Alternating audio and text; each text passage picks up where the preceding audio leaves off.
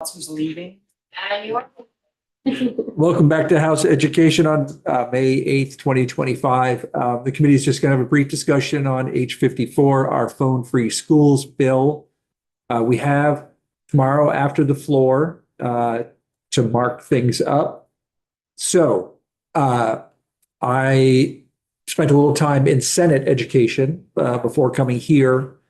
They have expressed interest in the sake of sort of moving things along, of taking whatever language we come up with and attaching it to H480, which is the miscellaneous ed bill,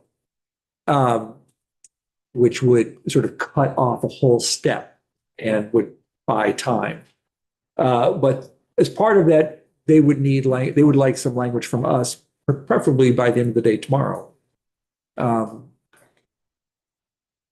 So we have markup time tomorrow. Not a lot, depending on how late the floor goes. But I guess it would be good for us to have some sort of consensus as to where we're going and how we're feeling about things. So this morning we discussed the three approaches of cell phones, required, social media for direct communication, and then social media in general. I feel like we have sort of decided that the approach that the AOE suggested to us is probably a prudent way to go, and sort of the vaguer parameters of that. So I think what we need, and everybody can sort of jump in and say, yeah, no, that's not what we're going. But we need to figure out the language that we want to have for electronic devices, even if it's like, we put that as part of their policy. And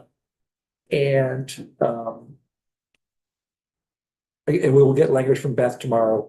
I guess, is there anything, is there any big roadblock that people see in our inability to perhaps come to a consensus on everything tomorrow in order to pass the language along? So look at what we've kind of talked about.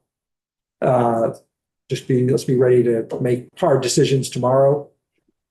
I think that we're not sort of all going to get what we want, like boom, 2025 implementation or hard, fast things. But I think if we want a politically expedient process, it probably gets us to the same place. We need to do something that they can also pass easily. And we'll add it to 480 if we can have it ready tomorrow. And if you knew that. Well, ultimately, I just want the bell prohibition and not compelling a student to have to use social media those two things are. I agree with that. I do have concerns that not having that in, I guess I'll say in statute, and letting the AOE kind of craft their own policy, making all of those decisions. I'm not 100%. I'm not comfortable with. I do want to see this move. As you all know, I'm a huge supporter of it. I fear that it'll leave our hands, leaves the Senate hands, and then will become a shell of its former self. And that's really what I'm afraid of. I would say that I think it's the most politically expedient route, and it'll be incumbent upon us to put the guardrails in to make sure that it doesn't go off the rails anywhere. With timelines and all that. And I'm just saying it because I was pushy this morning, and I mean, it's for the reason that I want it to be a great bill that can really help our kids. And again, if you're saying we're going to put the guardrails and we're going to set the direction, we're going to have the harder conversations even tomorrow. I want to see this move forward. I want to see it be a great piece of work that we can all be proud of.